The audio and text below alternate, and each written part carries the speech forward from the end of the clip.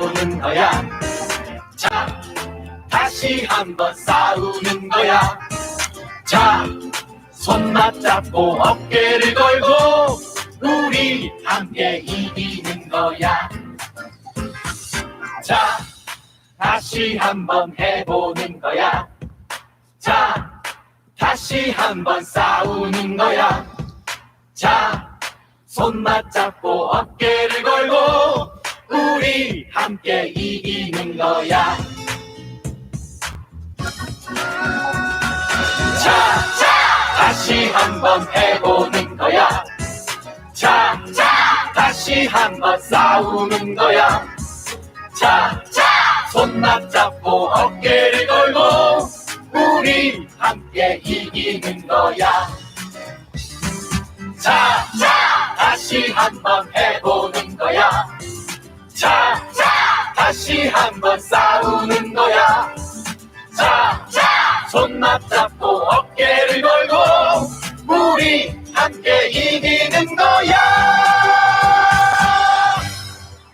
예, 날씨가 꾸물꾸물한 주말 되겠습니다.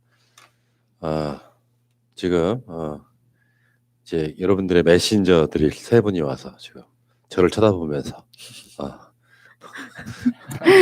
굉장히 눈치를 보고 있습니다. 왜 눈치를 보세요, 근데? 갑자기 시작하셔서. 저쪽 마이크 안 나오는 것 같은데요? 스위치 한번 켜봐요. 자, 네. 자, 시작 한번 해볼까요? 출발하겠습니다. 자, 팟캐스트 최초의 오직 옴부즈맨만을 위한 프로그램 새날 한나인 91번째 방송 시작하겠습니다. 자, 나오신 분들 소개를 해드리겠습니다. 검은 옷을 입고 오셨네요. 신사. 감사합니다. 멋쟁이. 커트님. 네, 안녕하세요. 커트입니다. 예, 어서 오시고. 네. 그 뒤에 따뜻한 마음의 소유자. 늘상 저한테 뭐를 주셨던 바로 그런 분. 명숙님. 네, 안녕하세요. 정명숙입니다. 예, 어서 오시고. 그 다음에 오늘은 꼬맹이를 데리고 오셨어요. 이게 국가가 해야 될 일이야. 볼봄. 자, 볼매 임지님. 안녕하세요. 볼매 임지입니다. 야, 의상 신경 쓰고 오는 거죠. 볼 때마다 느끼는 게 연예인이야, 연예인. 전에도 입었던 오늘따라 왜 이렇게 연예인 필이 나죠? 조명빨인 것 아, 같아요. 그렇군요. 자, 이 세 분과 함께 본격적으로 출발하겠습니다. 자, 이슈원이 이슈 시간입니다. 오늘도 여전히 3개가 올라와 있습니다. 첫 번째 이슈원 이슈로 올라왔던 것은 공무원이 더군다나 그 검사하고 이러는 공무원이 나 사실은 신천지인데 이런 분이 있었어요, 대구에서. 네. 그래서 지금 이게 뭐 해임 되네 마네 뭐 이런 얘기가 있거든요. 해임 사유가 될까 안 될까 이런 얘기인데 누가 가지고 오셨죠? 제가 한번 골라봤고요. 네. 요즘 뜨거운 이슈여서 그래서 지금 푸나님 말씀하신 것처럼 과연 여러분은 그 대구 방역팀장 이제 뒤늦게 나는 사실 신천지다라고 고백한 이분이 해임 사유가 되는지 안 되는지 한번 같이 생각해 보셨으면 좋겠고요. 2015년에 메르스 사태 때도 공교롭게도 또 대구에서 실제로 이런 일이 있어가지고 그때 그분이 해임이 됐습니다. 근데 문제는 해임이 되고 나서 대구지검에서 해임 사유에는 해당되지 않는다라고 다시 또 그게 뒤집어졌거든요. 그래서 이번 사태는 그때랑은 뭐 사실관계가 좀 다르니까 그때 메르스 때는 조금 뭐 이렇게 감경될 만한 사유가 조금 있긴 있었더라고요. 근데 요즘 이번 사태는 또 다르니까 뭐 이번 이 이슈를 통해서 공무원분들이 지금 고생하고 계시지만 다시 한번 좀 책임감을 갖고 투명하게 사회를 위해서 한번 노력해 주셨으면 하는 마음에서 가져와 봤습니다. 이게 다른 시사 이슈에서는요, 뭐가 있었냐면은 이 권영진 대구시장이 박근혜 때는 비슷한 공무원이 하나 있었어요. 네. 그분은 바로 즉각 해임을 했습니다. 네네. 그래 대체가 좀 다르다고 해서 또 논란이 되고 있고. 네. 자, 알겠습니다. 그리고 두 번째 이슈한 이슈는 마스크. 네. 길가에 마스크 막 마구 버린다 이런 얘기 아니에요 지금? 네, 요즘에 거의 필수품이 마스크인데요. 음. 이렇게 쓰고 나서 그 뒤처리를 어떻게 하는지에 대해서 또 사람들이 관심을 좀 가져야 될 것 같아서 한번 가져와 봤습니다. 그래서 쓰고 나서 집에 가져가기가 조금 마음이 힘드신 분들이 여기저기 또 버리는 경우도 있는 것 같아요. 그렇게 되면은 그 버려진 마스크를 보는 또 시민들의 마음도 불안할 수가 있거든요. 왜냐하면 환자들인 경우에는 뭐 당연히 의료 폐기물로 처리가 되지만 그렇지 않은 분들이 썼다고 해도 혹시 모르니까 예, 그런 어떤 마음의 불안감 같은 것도 좀 덜어드리고 또 이렇게 일회용으로 쓰는 그 마스크 처리들을 조금 더 경각심을 가지고 했으면 좋겠다 싶은 마음에서 주제를 가져와 봤습니다. 근데 지금 우리나라 너무 과도해요. WHO에서는 건강한 사람은 마스크 쓸 필요 없다까지 얘기하고 있습니다.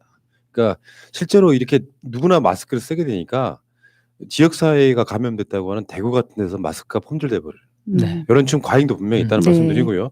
자, 오늘 채택된 이슈와 이슈는 입주민도 모르는 아파트 이름. 내가 이야기 하고 싶었거든요. 누가 네, 가져오셨어요? 제가 가져왔는데요. 어. 요즘 아파트 이름들이 약간 고급스러운 느낌을 주려고 좀 어려운 말들을 쓰는데 그게 딱 들으면 무슨 말인지도 모르는 것들이 많거든요. 외우기도 힘들고. 그래서 뭐 루센티아, 그라시움, 아르테온, 루치아인, 블레스티지, 리센츠, 트리지움 뭐 이런 이름들이 있는데 다 어떤 없는 단어들이고 네, 딱 들으면 무슨 이름인지 잘 모르겠잖아요. 그런 것들이 너무 많다, 만연해 있다. 이런 이야기이고요. 하나 예를 들자면 루센티아라는 아파트가 있는데 그 의미가 루센트가 은은하게 빛난다라는 뜻의 루센트, 중심을 뜻하는 센터, 휘장을 의미하는 인시그니아라는 세 가지 단어를 합친 거라고 합니다. 어렵다. 그러니까 우리 센터밖에 모르잖아요. 그러니까 예전에는 막 영어나 네. 프랑스어를 많이 했는데 요즘에는 이게 라틴어라든가 네. 심지어는 뭐 히브리어, 헬라어까지도 막 조합을 하는 경우들이 있는 것 같아요. 그러니까 더더욱 모르는 거죠. 근데 그거는 제가 이야기했던 이야기 중에 하나가 사대주의예요. 네. 지금 아파트 이름 중에 한 글씩 이름 된 아파트도 있어요. 제 기억나는데 바로 저 이 근처에 하나 있긴 있거든요. 근데 굳이 이렇게 정체불명의 언어들을 조합해가지고 가끔씩 보면요, 아파트 단지 보면 이름들이 또 한글로 쓰여 있는 것도 아니야. 영어로 쓰여 있어서 무슨 유럽이 온 줄 알았어. 이게 지금 뭐 루텐시아, 그라시움, 아르테온, 루체아임, 블레스티지, 리센츠, 트리지움 이게 도대체 뭡니까 이게? 그러니까 사대주의라는 말이 굳이 외래어를 써야만 있어 보이는 것을 조장을 하는 부분도 분명히 있다고 봐요. 예쁜 우리나라 이름 많이 있잖아요. 예를 들면은 아파트인데 굉장히 유명한 아파트 상표인데 푸른 나무야. 있어 보이잖아. 더 환경 친화적이고. 어떻습니까? 좋습니다. 근데 처음에는 지금 이게 익숙해져 있으니까 네. 만약 아파트 단지 이름이 푸른 나무라고 하면 좀 어색해 보일 수 있는데 사회 전반적으로 그런 식으로 이름을 지으면요 훨씬 더 있어 보이지 않을까요? 그 저희 동네에도 아름숲이라고 하는 이름으로 또 아파트가 있는데요. 그 이름 처음 봤을 때 굉장히 신선했어요. 왜냐하면은 아까 말씀하신 것처럼 전부 다 외국어로 되어 있는데 아름숲이라고 하는 게 있으니까. 예. 그 일산에 있는 아파트들은 무슨 마을 이렇게 네, 네. 한글 이름으로 되어 있거든요. 그러면 예전에 그런 어떤 우리는 마을이라고 불렀던 이런 것도 맞아요. 향수를 가질 수 있고 그다음에 외우기 쉬우니까 네. 길을 찾거나 뭐 초행길에 사람이 아파트를 찾아가는 거, 이름을 외우는 거 이런 게 굉장히 쉬울 것 같고요. 네. 그 아파트에 사시는 분들도 좀 막 영어가 너무 어렵거나 이러신 분들은 주소를 외우기가 좀 어렵지 않을까. 네.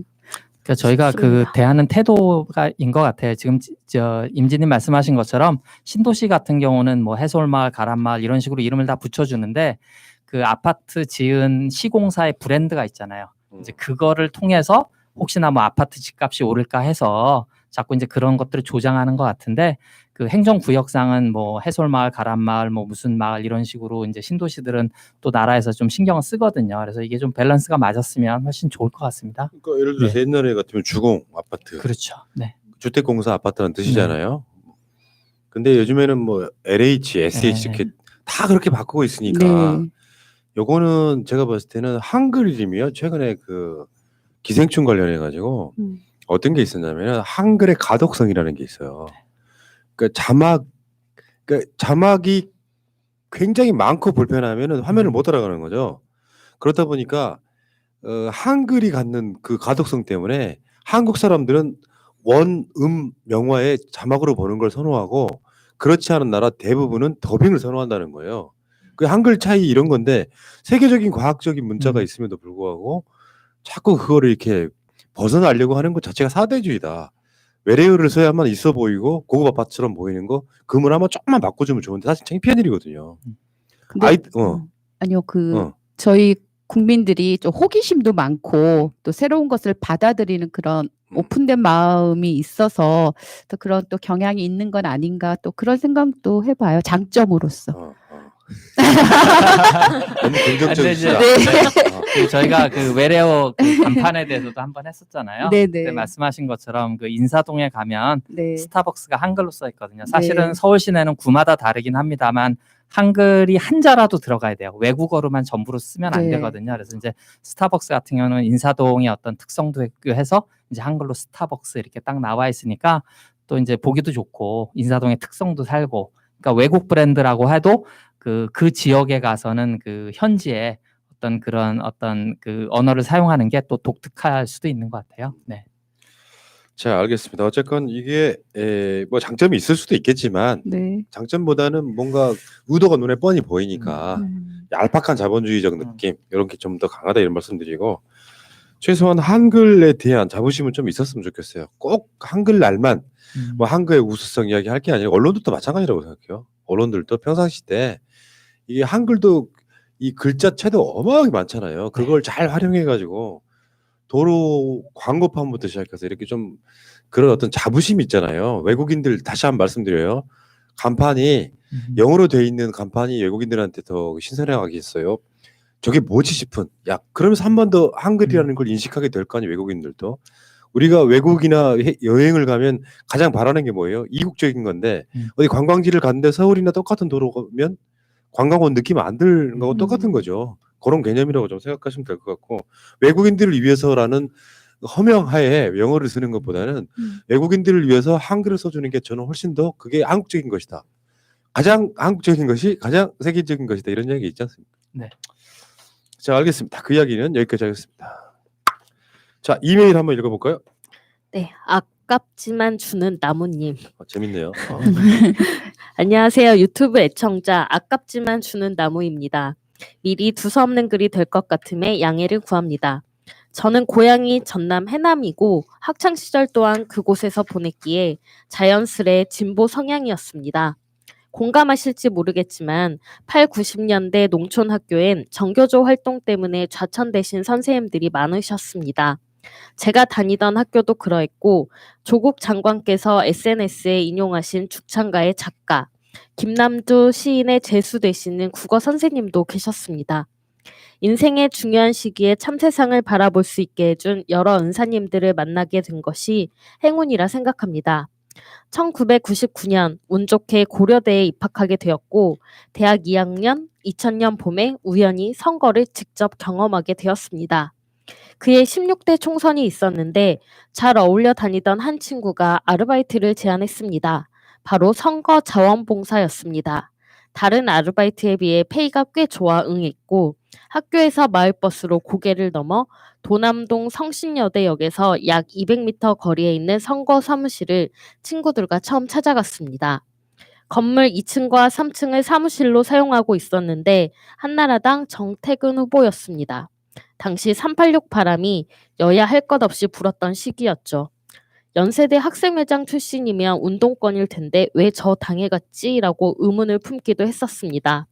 상대는 새천년 민주당의 유인태 의원이었고요. 제가 했던 일은 지하철역 입구에서 인사하기, 유세차 따라다니며 인사하기, 도남동 기름동 일대 시장 돌아다니며 인사하기 등이었습니다. 채팅으로 공약 설명회 및 후보자와 실시간 문답을 하는데 시민 역할로 동원됐던 특이한 기억도 나네요. 아마도 젊은 이미지를 돋보이기 위해 대학생들을 고용하고 여러 가지 이벤트를 했나 봅니다. 그 시절에 자원봉사가 보수를 받는 건 무조건 불법이었는데 하루 알바가 끝나면 사무실 안쪽 주방에서 항상 두꺼운 수첩을 갖고 다니며 비서처럼 보이는 분이 현금 봉투를 알바생들에게 나눠줬습니다. 증거를 남기지 않으려고 사무실 구석에서 현금을 주고 그랬겠죠. 나중에 선거 결과는 낙선이었지만 수고했다고 추가 봉투를 줬던 기억도 납니다. 물론 그 시절엔 그런 불법이 진보 보수 할 것 없이 암묵적인 일이었는지도 모르겠습니다. 다만 저의 경험으로 느꼈던 점은 보수를 자칭하는 저쪽 사람들은 아무리 젊고 깨끗한 이미지로 포장을 해도 결국 저들은 부정에 둔감하고 부패에서 자유로울 수 없다는 것입니다. 뉴스를 보니 그때 그 후보가 이번 총선에 나온다고 하네요. 상대는 기동민 민주당 현역 의원이라고 합니다. 자랑할 일은 아니지만 제게 강한 깨달음을 주었던 기억이기도 하기에 굳이 꺼내보았습니다. 감사합니다. 예, 이런 그 경험해 보신 분들이 최근에도 있을 거예요. 최근에도 이제 선거철 되면은 선거 자원봉사를 빙자한 알바 이렇게 하시는 분들이 있습니다. 밖으로 드러나지만 않을 뿐이지. 예전에도 그랬었군요. 이런 알바 해보신 경험 혹시 있으세요, 세 분은? 없지요. 이분은 지금 그 당시에 자유한국당류 그 당시에는 한나라당 정도였을 것 같은데, 그렇죠? 한나라당. 알바를 해보셨군요. 좋은 경험이었을 것 같습니다. 자, 넘어가겠습니다. 네, 김규환님 이메일입니다. 안녕하세요. 대구에서 택시기사로 7년째 활동하고 있는 김규환입니다. 1월 22일 날 대구에서 유시민 작가와 박형준 교수가 진행하는 KBS의 정치합시다에 출연한 택시기사입니다. 예전에는 정치에 관심을 가지고 있지 않다가 낙곰수 이후에 정치에 관심을 가지면서 낙곰수, 새날, EJ 등 웬만한 진보 채널들을 즐겨 듣고 보는 사람입니다. 택시를 하다 보면 정치색을 드러내고 일을 할 수가 없기에 항상 남들에게는 중도의 입장에서 이야기하고 일을 하고 있습니다. 그러다가도 간혹 정도가 심하신 분들에게는 몇 마디 말을 하고 그러는데 그로 인해 다투기도 하고 중간에 내리는 사람도 있고 그렇습니다. 그래서 웬만하면 표현을 하지 않는 샤이 진보자입니다만 얼마 전 제가 그곳에서 방송을 잠시 출연한 적이 있습니다. 그때 촬영의 컨셉은 대구의 정치기사에게 듣다 뭐 이런 것이었어요. 정치 택시 기사에게. 대구의 정치 택시기사에게 듣다 뭐 이런 것이었습니다. 그 당시 저는 손님들의 견해를 전하는 입장이라서 저의 정치적인 입장을 말할 수는 없었지만 그래도 최선을 다해 균형 있게 대구의 실상을 알리려고 했습니다. 사실은 대구 사람들 정신 차리자라고 말하고 싶었지만 그렇게 하지 못한 것이 아쉽기만 하더군요. 그런데 댓글을 보니 우리 진영에 계신 분들이 제가 보수 꼴통이라고 생각하시는 분도 계신 것 같은데 저 그런 사람 아니랍니다. 예, 그래서 이제 그 방송의 유튜브 링크를 주셨고요. 네, 유튜브를 보시면 아시겠지만 그렇지는 않을 겁니다. 그러다가 문득 새날에 이메일을 보내봅니다. 혹시 택시기사에게 보내는 택시기사에게 들어보는 대구 밑바닥 민심 뭐 이런 것을 전하고 싶다는 생각을 하게 되었습니다. 언제인가 40대의 남자 손님이 부동산세에 대해서 아주 거품을 물고 문정권을 욕하더군요. 그래서 정말 궁금했습니다. 저 선생님 집이 매우 부자이신 것 같네요. 집이 얼마짜리세요? 라고 물으니 그분 말씀이 저 월세 사는데요? 라고 말합니다. 정말로 어이가 없죠. 그래서 정신 차리라고 하고 싸운 적이 있습니다. 혹시나 대구의 밑바닥 민심, 뭐 그런 것이 궁금하시면 언제든지 연락 부탁드립니다. 아니면 택시기사들끼리의 이야기도 좋고요. 하여튼 총선 승리를 위해서 이곳에서도 미약하지만 최선을 다하겠습니다. 참고로 저는 이상식 위원장님의 지역구에 살고요. 카톡 친구이기도 합니다. 예. 건승을 빕니다. 이런 건 있어요. 그러니까 밑바닥 민심이라는 게 기사가 나올 때 보면은 어떤 근거도 없어요. 기자의 뇌피셜이에요. 네. 대구의 민심이 문재인 정권에 안 좋아 그러면 문재인 정권의 비판적인 사람이 인터뷰를 실으면 돼요. 실제로 그렇잖아요. 대구에서도 민주당이 당선됩니다. 네. 지금 김부겸 의원 같은 사람들, 홍일학 의원 같은 사람 당선되잖아요. 그러면 거기에도 민주당 지지하는 사람이 그러니까 투표하는 사람 중에 50% 정도는 있다는 거거든요. 네. 밑바닥 민심이라는 건 뭐냐면은 지역 내에서 문재인 정부를 막 욕해요. 근데 주위에서 욕하는 사람이 없으면 그게 그 밑바닥 민심을 대표하는 목소리가 돼버리는 거예요. 근데 그 말 하지 않고 있다가 투표장 가서 민주당 찍는 사람이 있어. 그걸 샤이 진보라고 하는 건데 실제로는 잘 모릅니다. 그러니까 이런 건 있어. 박근혜가 탄핵되고 나서 박근혜라고 하는 정치 세력을 동일체로 보는 사람들이 숨죽이고 있는 거예요. 내가 죄진 것처럼. 조용히 있으니까 지지율 여론조사를 해봐도 안 올라갈 거 아니에요. 근데 이제 소위 말하면 수구 세력이 총궐기를 했어. 그래가지고 문재인 정부를 규탄하는 목소리가 여기저기서 나오니까 그때서 같이 나와서 하는 거거든요. 동조 효과라고 그러는 건데 그 동조 효과를 많이 주면 선거에서 지는 거예요. 그러니까 실제로 내가 누구한테나 당당하게 문재인 정부를 뭐 지지한다 이런 얘기를 할 수 있어야만 그게 다는 확장성이 있다고 네. 보는 거거든요. 그러니까 사람들이 나는 민주당을 찍고 싶은데 전반적인 대구 밑바닥 민심 민주당을 욕해. 그러면 차마 미래통합당 등을 찍을 수가 없어서 투표를 포기합니다. 그렇기 때문에 내 의사 표현을 정확하게 하는 게 진짜 중요하다는 말씀 드려보고 싶어요. 어쨌건 지금 택시 기사님, 김규환님 감사드리겠습니다. 자, 계속 갑니다. 네, 강성수님 이메일입니다. 안녕하세요, 푸른나무님. 새날 애청자 은채 은비 아빠입니다. 다름이 아니라 팩트 체크 좀 부탁드리려고요. 도움을 요청할 곳이 없어서요. 제가 공부하고 듣고 한 게 맞는지 해서요. 누가 자한당에 질의를 한다고 해서요. 메르스 때 이후 도움을 요청할 곳이 없어 새날로 메일을 보냅니다. 해서 이제 그 메르스 때와 지금의 그 사태를 좀 비교를 하시고 또 궁금했던 것들을 이제 질의를 받으셨던 것 같아요. 그리고 확인을 좀 하고 싶어서 하신 것 같은데요. 그러니까 15 네, 저희의 이번에 그 댓글을 좀 달아두셨는데 그게 이분께서 이제 좀 나름대로 정리하신 내용인 것 같아서 그거를 좀 읽어드리고 싶습니다.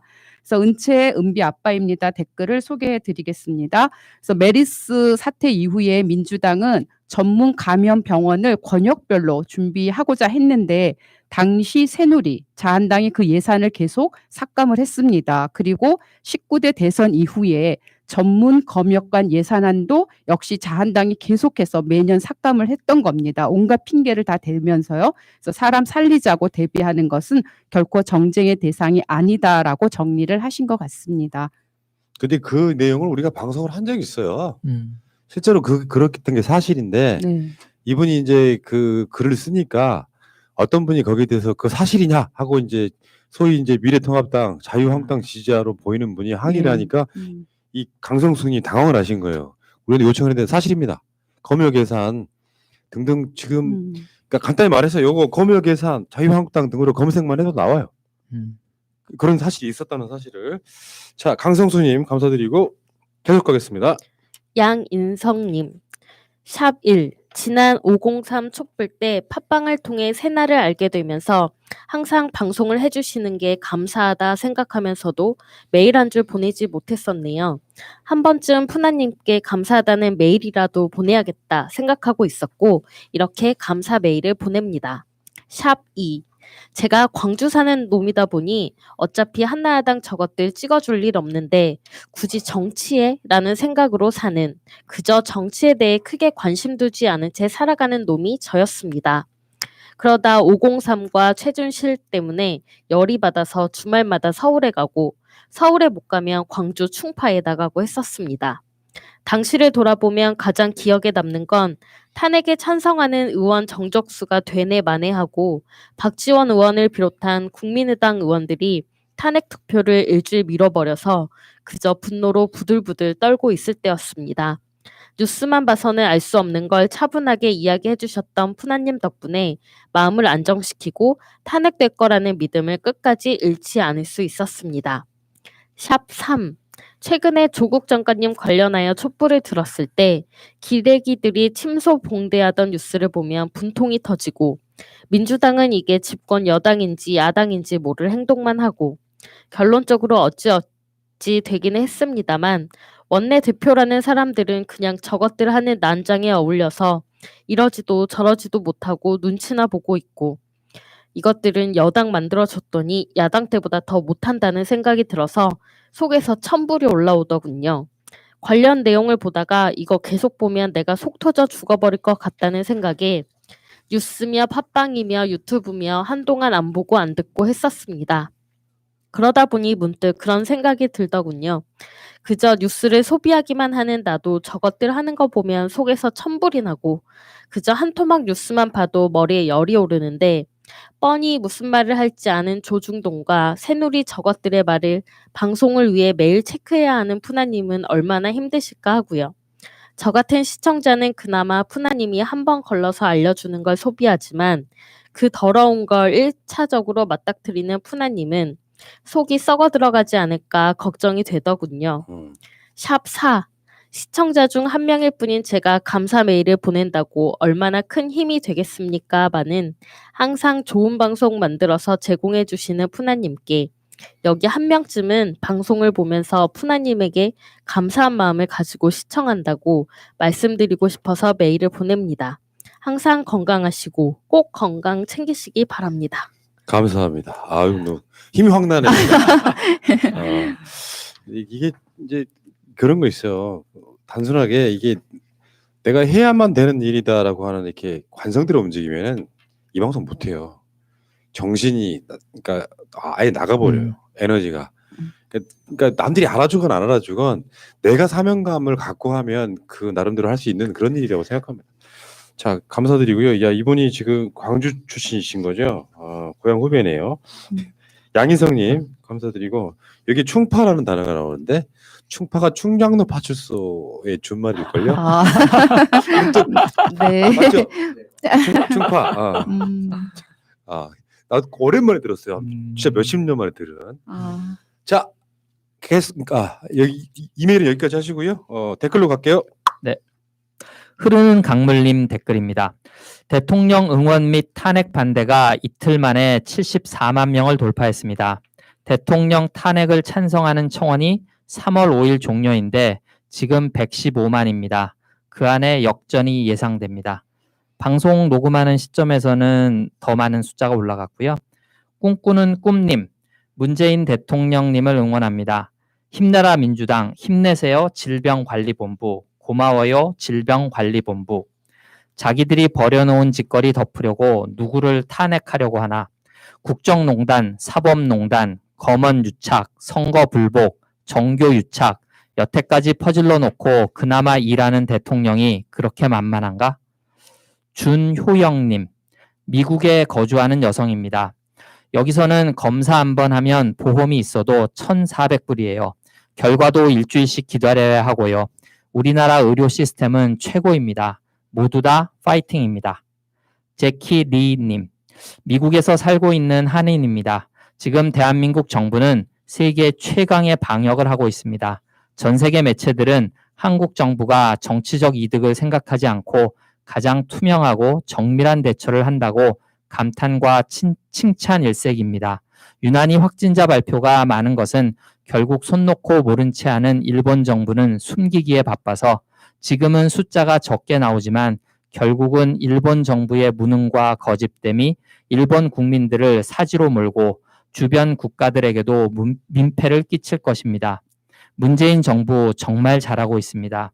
유럽과 미국에서도 볼 수 없는 월드 클래스 수준의 대처를 하고 있는 대한민국을 오히려 외국에 사는 저 같은 한인들은 아는데 이런 정부를 비난하는 역적들은 뭔가요? 문재인 정부 감사하고 자랑스럽습니다. 거기에 이재명 지사님 너무 멋집니다. 이번 총선 반드시 승리하실 겁니다. 만약 이렇게 훌륭한 정부를 벌인다면 대한민국 사람들은 이명박근혜 시절로 돌아가서 다시 지옥과 같은 세상을 살지도 모릅니다. 김철민님, 문 대통령이니까 이렇게 할 수 있으시죠. 박근혜 때는 삼성을 숨겼잖아요. S병원을 D병원이라고 하고 그래서 얼마나 피해가 컸습니까? 박원순 시장 아니었으면 피해가 어마어마했을 겁니다. 우슬촌님, 이재명 도지사님 정말 쾌도 남마 사이다입니다. 소신하면 이재명이구나. 그 과감한 행정에 국민의 한 사람으로서 찬사를 보냅니다. 수고하시는 모든 공무원들께 고마움을 전하고요. 건강들 꼭 챙기세요. 존경하고 사랑합니다. 예. 사랑합니다. 지금 보니까 문재인 정부와 이재명 지사에 대한 칭찬이 네. 이래서 문재인 이재명 하는구나. 웃겨요. 같은 사안인데 역사는 재질이 바뀔 수 있거든요. 예를 들면 김민석 위원장이 노무현 대통령 배신자다. 사실은 정반대로 볼 수 있는 게 더 정확한 시각이거든요. 노무현 정몽준 단일화의 1등 공신은 김민석이거든요. 근데 배신자로 만들어지잖아요. 역사라는 게. 마찬가지로 문재인 정부 코로나19 관련해서 가장 대응을 잘하는데도 불구하고 반대로 무능한 정권이라고 이야기하잖아요. 그러니까 사실은 정치라고 하는 게 팩트랑 상관이 없이 누구의 선동이 먹히느냐에 가까워지는 거예요. 사실 그건 사실 비정상적인 정치라고 볼 수 있는데 그런 나라예요 아직까지. 그러니까 질척되는 거죠. 정치 발전이 더디게 가는 그런 측면이 있다고 보겠습니다. 자, 좋은 그 글들 감사하고요. 계속 가죠. 네, 행복가치님입니다. 놀라운 역량, 한국 의료에 감탄하는 외국 전문가들. 이게 문재인 국민촛불 정부의 역량이다. 병을 숨기고 감추면서 쉬쉬하다가 더 커지는 것보다는 커지는 걸 정확하게 진찰하고 막는다면 조만간 코로나19는 사라지고 모든 상황들이 정상으로 돌아갈 것이다. 문재인 국민촛불 정부 파이팅. 토의 가짜 국민이 아닌 대한민국 진짜 국민들 파이팅. 문성훈님. 신천지가 자발적으로 각종 시설, 모임, 명단, 특히 추수꾼, 출입교회 등 종교시설, 접촉자, 신입 교육 중인 사람들 명단과 장소 등을 제출해 주기를 희망하지만 협조하겠다는 그들 지도부의 말과 달리 실제 데이터를 제대로 제출하지 않고 있습니다. 국가적 위기 상황이 눈앞에 닥쳐오고 있는데 머뭇거릴 시간도 조사할 인력도 부족합니다. 한시라도 빨리 조사해서 차단, 방역, 치료를 해야 하는데 안 그러면 국내외에서 환자, 민생, 무역, 무역 외의 교역, 교류 등등과 국군의 방어력까지도 상상만 해도 끔찍합니다. 이들의 시설, 관계자의 사무실과 차량, 집을 강제 수색하여 데이터를 확보할 방법이 없는 건가요? 정말 한시가 급합니다. 신천지 관계자 명단이 신속하고 정확하게 파악되지 않으면 보건소 하나가 통째로 정지, 경찰서 하나 통째로 정지, 군부대 장병 수천 명 격리, 국내외의 경제가 단위별로 정지, 비행기라고 타러 갔다가 해외 공항에서 격리나 억류 등등은 수없이 많은 경제, 정치, 문화, 국방 등등에 엄청난 영향을 줄 가능성이 이제는 현실로 다가오고 있습니다. 자발적인 상시 명단, 활동 동선 등의 상시 목록 제출이 최선이지만 그것이 아니기에 강제 수사와 수색을 통해서라도 확보하여 조치하여야 한다고 생각합니다. 일선 방역 당국, 보건 당국, 경찰 등등은 기본 조치, 검역, 치료만 해도 점차 버거워지고 있습니다. 이에 법조계, 특히 검찰은 조국 수사 때와 같이 철저한 수사 수색을 당장 하여야 합니다. 이것을 하지 않으면 정말로 직무유기, 국가위기 방조, 국민의 생명과 국가 경제, 방위력에 대한 위험을 방조하는 미필적 고의로 또는 고의로 방치하는 것이라고 생각할 수밖에 없습니다. 소환도 없이 기소할 만큼 신속함을 자랑하던 우리 검찰의 신속하고 과감한 단 법에 의거한 조치로 이들 명단의 입수를 청원합니다. 이게 지금 이런 측면이 있거든요. 국가의 구성원들 중에 이런 방식으로 해서 사실은 숨기고 거짓으로 이야기하고 하기 시작하면 행정력이 어마어마한 손실이 생겨요. 그러니까 이게 범국민적 차원에서 이렇게 돼야 된다고. 문재인 정부에 반대하는 야당은 문재인 정부 깎아내리기 바쁘죠. 거기에 대응하기 위해서 또 다른 인력이 또 필요해요. 그러니까 그 코로나19를 방역하는데 온 행정력을 쏟아 부어야 될 시점에 한쪽에서는 미꾸라지처럼 빠져나갑니다. 거짓으로 정보를 줍니다. 생각해 보세요. 신도가 몇만 명, 뭐 20만 명 뭐 이렇게 넘는다면 전수조사를 하려면 얼마나 많은 시간이 들겠습니까? 예를 들어서 내가 자발적으로 이 신천지 교인이고 그 집회에 갔었던 사람이면 자가격리 하세요 하면 자가격리 하면 되는데 자가격리 하라고 했는데 자가격리하고 또 돌아다녀요. 통제가 불가능한 거예요. 그러니까 이게 국민 수준이라고 보는데 무슨 종교를 믿든 어떤 정당에 있든 이런 상황이 되면 그 행정력에 의해서 이렇게 사실상의 통제가 되는 상태가 들어가야 되는데 꼭 이런 미꾸라지들이 특정 종교나 특정 정파 이런 사람들은 그 반대로 움직이는 거예요. 정광훈 목사가 하는 뭐 광화문에서 하는 야외 예배도 이런 것도 똑같은 상황 아니겠습니까? 저는 이런 부분들은 확실히 알아둬야 된다. 아무리 싫은 정권이라고 해도 이건 국민의 생명이 걸려 있잖아요. 그러면 행정의 통제에 따라줘야 되는 거죠. 그렇죠. 네. 계속 가시죠. 네, 안티포그님. 제발 신천지 압수수색하고 출입국 여부 확인하십시오. 우한과 신천지 연결고리 찾아야 합니다. 경기도처럼 일을 하십시오. 답답합니다. 총선 포기했습니까? 우한에서 오는 신천지 교인이 슈퍼 전파자라는 것을 온 국민이 알아야 총선 승리 가능합니다. 박음악님, 이 난국에 검찰청장 윤석열은 뭐하고 있는지, 아직도 날짜가 많이 남은 선거운동 철저하게 하라며 전국 방문하신 분이 전염병을 전파한 신천지 교주는 왜 조사 안 하는가? 이 시급한 상황이 표창장만 못한가? 이 인간도 황교안과 똑같은 인간이야. 쇼만 할 줄 알지 국민은 아예 안중에도 없어. 국가 공무원이 세금만 축내고 있다. Truth will set you free. Peace. 화내야 합니다. 이건 테러와 같습니다. 일본에도 사이비 어떤 종교가 전철 안에서 독가스 살포해서 사람들 죽었죠. 그리고 그 사이비 교주 잡혀 들어갔죠. 지금 신천지가 하는 짓이 저들과 뭐가 다르죠? 독가스는 죽고 끝이지만 코로나19는 전염입니다. 이건 더 큰 반국가적 테러 행위입니다. 폭탄이 왔다 갔다 하는 것만이 테러 행위가 아닙니다. 나라의 안위와 국민의 안전을 위협하는 모든 행위는 반국가적 테러 행위로 엄벌로 다스려야 합니다. 그것뿐만이 아닙니다. 이런 테러 행위를 계획하는 자들은 더 큰 처벌을 가해야 합니다. 교주는 물론 그 교주와 한패인 권력자나 집단이 있으면 찾아서 그 모든 테러 행위에 책임을 물어야 합니다. 그게 나라를 걱정하는 대통령이 보이는 행동입니다. 말과 회유로 통하는 인간이 있으면 말과 회유로도 통하지 않는 악마가 있습니다. 악마의 목적은 우리를 해하는 것이고 우리가 무분별한 해를 당하지 않으려면 그 악을 처단해야 하는 겁니다. 고의성을 가지고 공격하는 자들에게는 정당방위가 성립이 됩니다. 지금 신천지의 행동은 고의성과 의도를 가진 이 나라와 국민들을 향한 공격입니다. 그러면 우리는 정당방위를 해야 합니다. 테러이니 국가도 정당방위를 해야 하고 국민도 신천지와 뉴라이트 사이비들로부터 정당방위를 행해야 합니다. 그게 대통령이고 그게 국민이고 그게 나라이고 그게 우리의 기본권을 지키는 정당방위입니다. 우리의 기본권과 행복 추구권을 해하려는 어떠한 세력도 용납해서는 안 됩니다.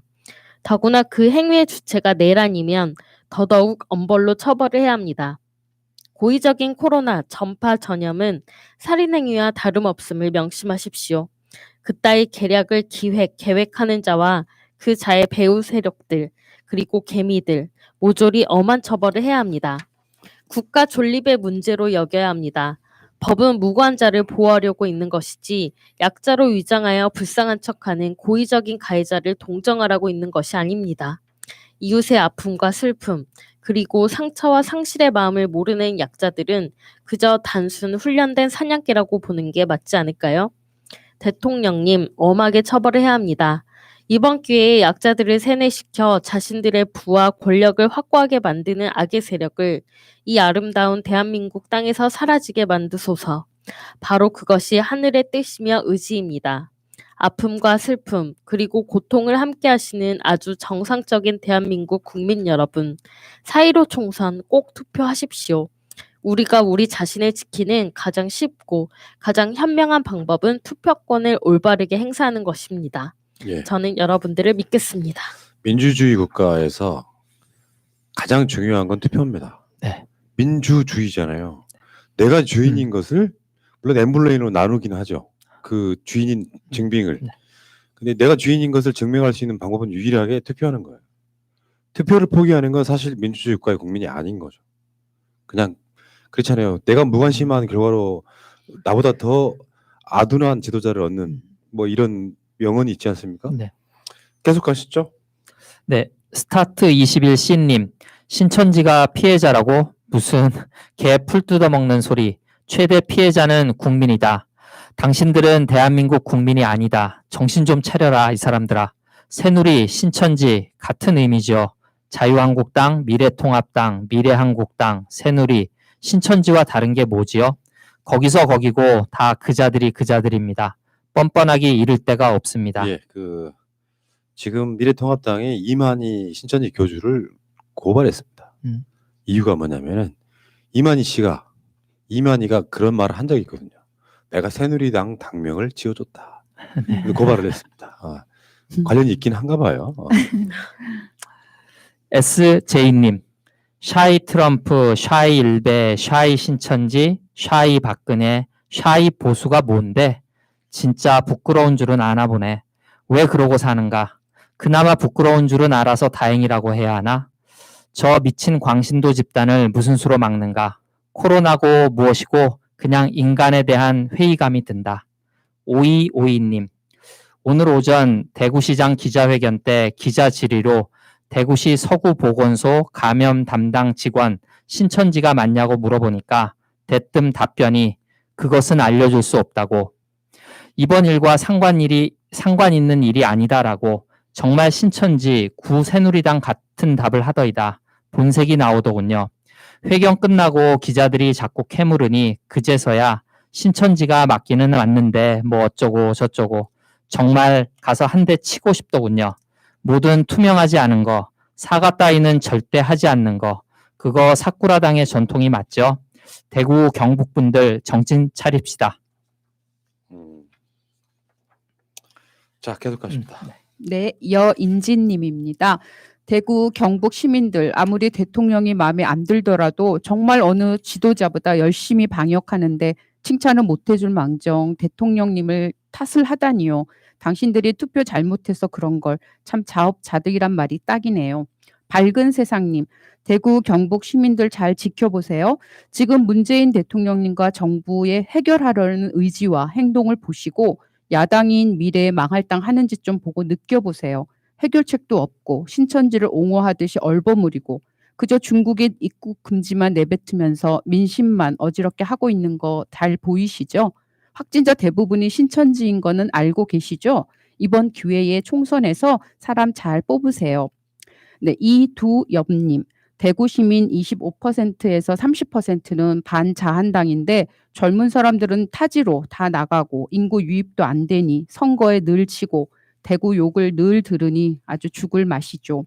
꽃분이 TV님, 푸나님, 모든 영향력 있는 진보 스피커분들이 나서서 대구 힘내라라는 통일된 연합 캠페인을 오늘부터라도 빨리 해야 합니다. 힘내요, 대구.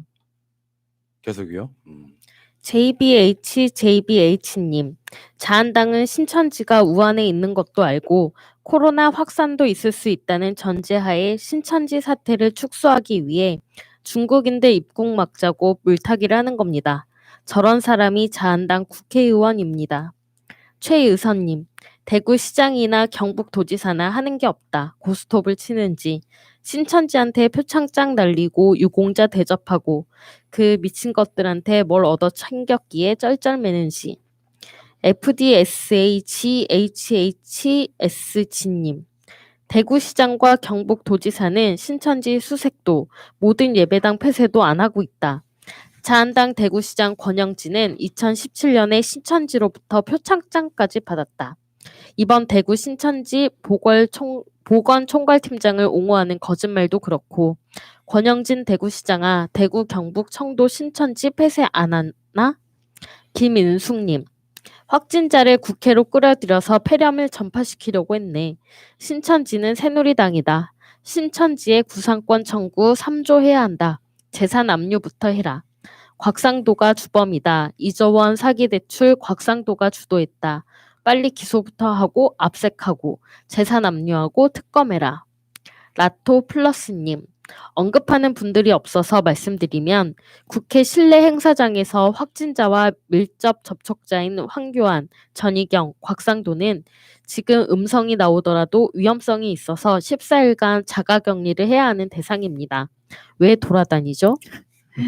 예, 알겠습니다. 계속하겠습니다. 삐삐님, 사이비 종교와 숙골 유착 관계를 정리해 보았습니다. 구원파, 교주, 유병언, 경북, 대구, 세월호 관련, 신천지, 교주, 이만희, 경북, 청도, 코로나19 사태, 영세교, 교주, 최태민, 황해, 봉산, 박근혜, 최순실 국정농단, 사이비 기독교, 교주, 전광훈, 경북, 의성, 광화문 난동 집회. 홍반장님, 미래통합당 황교안 대표를 비롯하여 미래통합당 국회의원님들 신천지를 그렇게 두둔하는 이유가 뭡니까? 도대체 말씀 한번 해보세요. 썰튼님, 신천지, 전광훈, 황교안, 새누리 모두 한 몸? 아, 무섭다. 무셔. 미래한국당, 겉옷만 갈아입은 새누리당이다. 알로하 이님, 신천지, 새누리, 자한당, 미래통합당은 도대체 무슨 관계인가? 신천지 교주가 신천지 신도들 모두의 치료 비용을 전액 지불하라. 정광훈을 체포하라. 보라뱅쇼님, 코로나보다 더 징글징글한 신천지, 미통당, 기레기 바이러스, 모조리 사라져 주었으면 한다. 그런저런 이야기들을 많이 드린 적이 있기 때문에 계속 넘어가겠습니다. 네, 바람처럼님. 미통당과 안철수가 안 되는 이유입니다. 이런 시국에 진영을 떠나 코로나19를 극복해야 한다. 이렇게 해야 하는데 중국을 들먹이고 문재인 대통령님 대국민 사과를 요구하니 저들은 국회의원은커녕 대한민국 국민도 될 자격이 없습니다. 행복가치님. 중국인들 들어왔다고 걸린 게 아니라 대부분 코로나 방어 잘하고 진정 국면으로 들어갔는데 신천지랑 토해 지역 대구 경북에서 터졌습니다. 태극기 모독부대와 전반스 목사는 집회하고 신천지도 마찬가지죠. 심재철이 갑자기 문재인 국민 촛불 정부의 모든 걸 책임지라며 무능한 정부를 탄핵한다고 했습니다. 이게 장난입니까? 모두 토해당에 계획된 선거 운동이자 정치적으로 이용하려다가 자기들 꾀에 넘어간 것입니다. 산드라 킴님, 불쌍한 신천지 교인들은 이번 기회에 정신 차리고 이상한 집단에서 나오세요. 대구 시민분들 힘내세요. 바이빈님, 아파도 신천지라 밝히지도 못하고 병원도 못 가고 죽으니 자살 폭탄 테러네 테러리스트들. 푸른 하늘님, 천국을 가든 극락을 가든 현세에서 선하게 살아서 공동체를 위해 도움이 되는 것이 종교이지 아무리 나쁜 짓을 해도 믿으면 구원받아 천국 가고 믿지 않으면 지옥 간다는 얘기는 사이비 중에 사이비이고 공동체에 백해무익한 것이라 생각합니다. 개신교 목사의 성경에 대한 무지, 탐욕, 권위주의가 신천지 추수꾼들이 손쉽게 사람들을 미혹시키는 가장 큰 토양입니다. 김창현님, 대형교회 목사들, 당신들은 회개하지 않고 세상에만 회개하라고 합니까? 대형교회 목사들은 교회 안에서 하나님입니다. 김소한님, 믿음이란 나와 하나님과의 1:1 관계입니다. 목사 보고 교회 보고 믿음을 키우는 건 아닙니다. 성도들은 이 나라와 국민들을 위해 기도와 봉사로 함께해야 합니다. 그래서 정치판에 숟가락 얹는 몰지각은 참으로 개탄할 일입니다. 문재인 정부는 역사상 최고의 정부입니다. 절대적으로 파이팅입니다. 불가리님, 종교는 유익을 주어야 합니다. 그런데 요즘 종교들은 유익은커녕 스트레스를 줍니다. 가정의 안정과 나라의 질서까지 파괴를 하면서 자기들 종교를 들이댑니다. 자연인님, 복음을 통한 천국문이 가짜 복음에 의한 지옥불. 전 세계적인 가짜 목사 해악이 한국에서 극성인 까닭은 독재 정권에서 기생한 검은동과 군중 동원의 상호 기생이 아직도 유효하기 때문입니다. 네, 자연님 말씀이 네. 핵심을 찌르시네요. 네. 잠깐만요. 계속해서 이제 비슷한 글들이 진행되는 것 같아서 시간 관계상 쭉 넘어가서요. 임지님 또 한 번 읽으셔야겠어요. 18페이지. 프로테스탄스 JIS님, 왕정시대에 역모를 해서 왕좌에 올랐던지 현 시대에 쿠데타를 일으켜 정권을 잡든지 성공한 권력이 그 시대를 이끕니다. 선거는 총칼만 안 드는 것일 뿐 전쟁입니다. 전쟁은 이겨야 하듯이 선거도 반드시 이겨야 합니다. 만약 이번 총선에서 적폐 세력이 이긴다면 민주당이 졌다고 끝난 게 아닙니다. 앞으로 4년 아니면 10년의 고통받는 것은 국민들이 될 겁니다. 정의로움을, 명분을, 정도를 따지다 적폐 세력이 제1당이 되면 의장도 의회 권력도 적폐 세력에 장악되고 대통령의 레임덕은 곧바로 시작됩니다. 4.15 총선에서 민주당과 진보정당이 과반수 이상의 의석을 차지하여 검경 수사권 조정과 공수처법의 완성도를 높여 검찰 개혁과 함께 개헌을 비롯한 사법 개혁과 언론과 재벌 개혁 등을 반드시 해야 합니다. 어찌됐건 선거는 무조건 이겨야 합니다. 욕을 먹고 지탄받는 것을 초등학생도 압니다. 그런데 적폐는 사생결단입니다. 지탄과 욕은 한순간일 뿐이고 승리자와 업적만의 역사는 기록합니다. 선거에 지고 나서 후에는 소용없습니다. 이기고 난 후에 보수든 극우든 포용과 화합을 말할 수 있습니다. 선거는 이기고 그리고 힘 있는 자로서 배려를 보이는 것이 맞다고 생각합니다. 최호근님, 선거는 이겨야 합니다. 진보 진영에서 좋은 방안이 빠르게 나왔으면 하는 바람입니다. 응원합니다. 희망내일님, 촛불 시민당 창당해야 합니다. 지역은 민주당, 비례는 촛불 시민당. 플로위즈님, 개정 선거법은 소수 정당 몫으로 30석을 배려해 준 것인데 그 30석을 노리고 양아치 미통당이 밥숟가락을 얹어서 개정 선거법의 과실을 다 따먹으려 한다. 이른바 선빵을 날린 셈인데 반격하는 행위가 어찌 도덕적으로 문제가 되나 정당방위시. 미통당이 캡 30에 숟가락을 얹을 때부터 이미 개정 선거법은 유명무실화된 셈이다. 미통당이 캡 30에서 손을 떼도록 만들 자신 없다면 캡 30을 미통당이 쓸어가도록 놔두는 것은 현실 정치를 외면하는 것이며 미통당의 양아치 행위를 방조하는 직무유기이다. 정당 방위는 같은 폭력이라도 위법성이 조각된다. 네, 계속하겠습니다.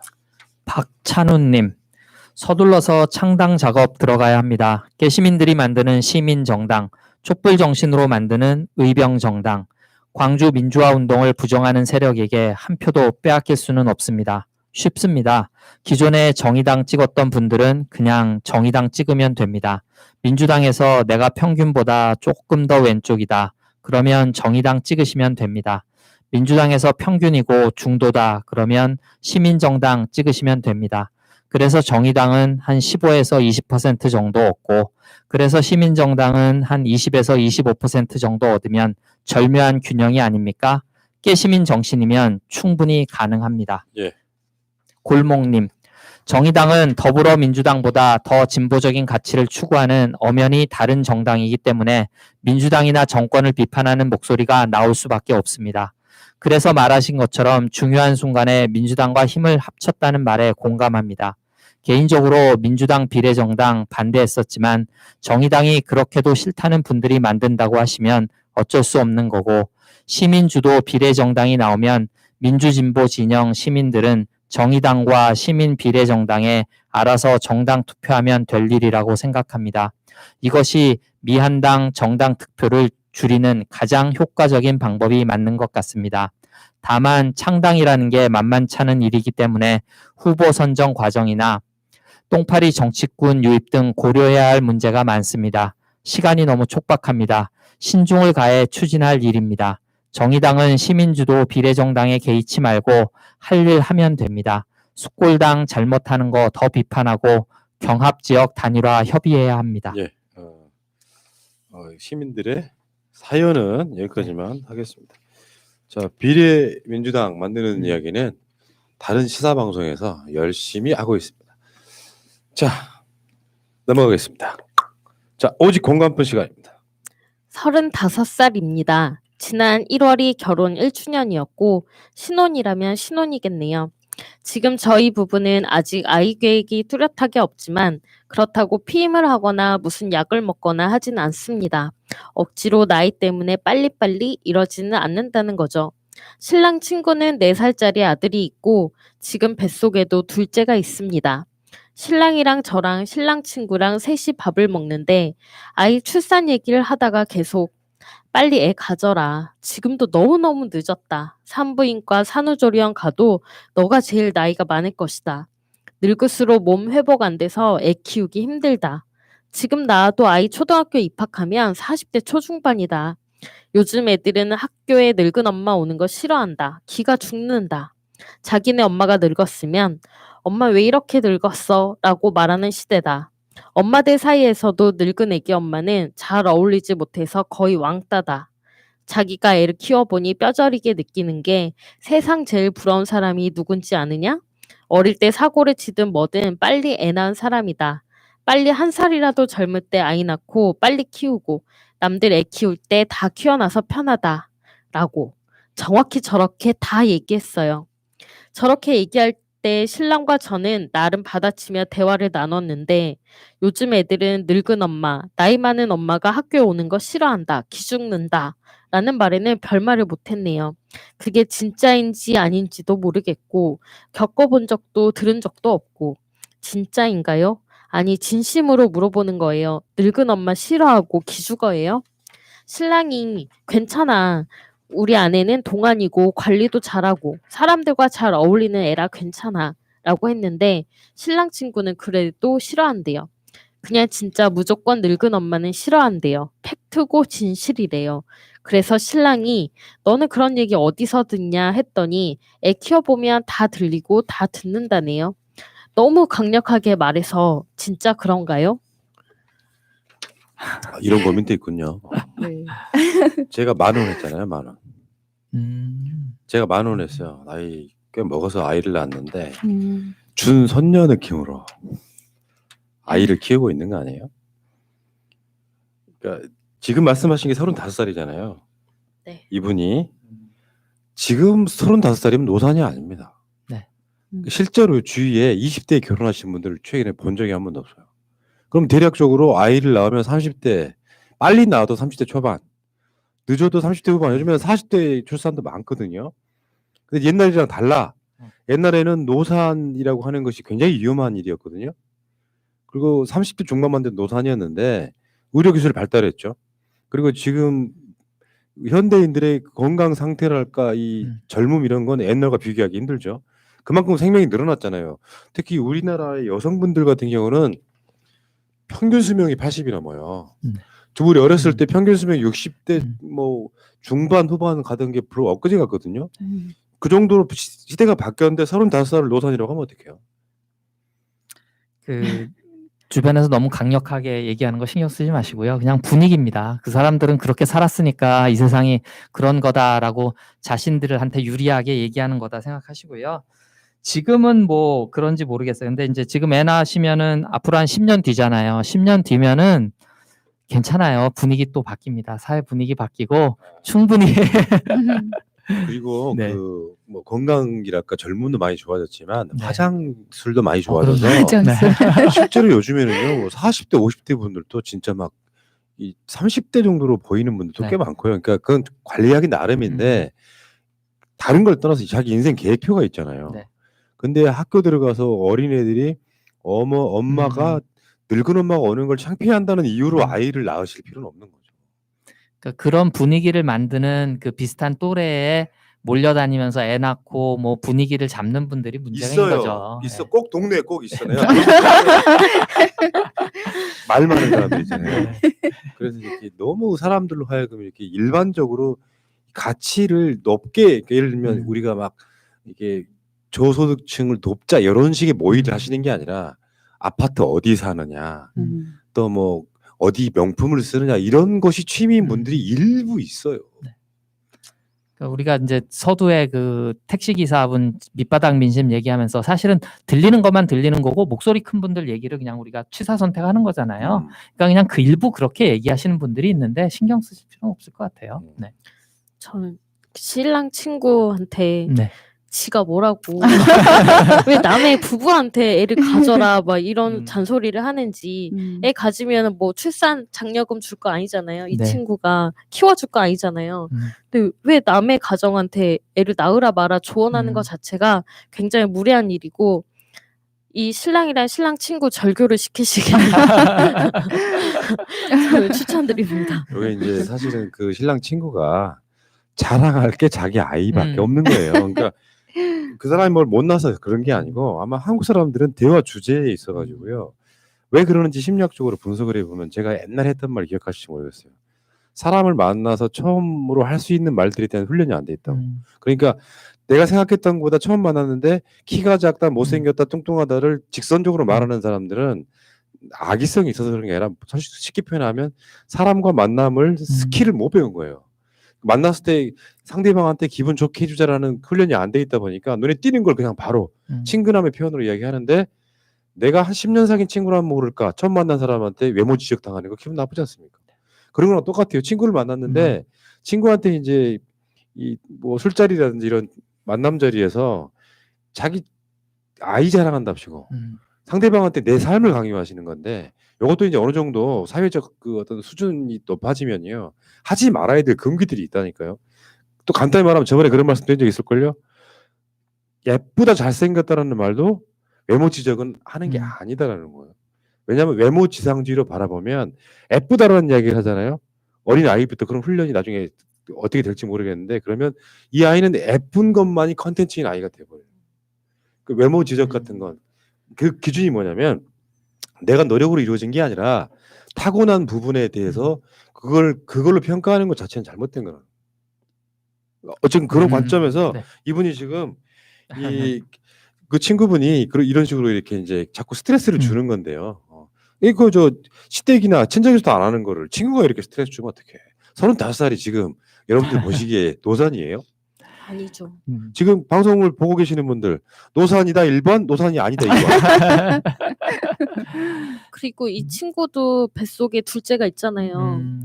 그러면 얘 초등학교 들어갈 때 지도 자기도. 40이 넘어요.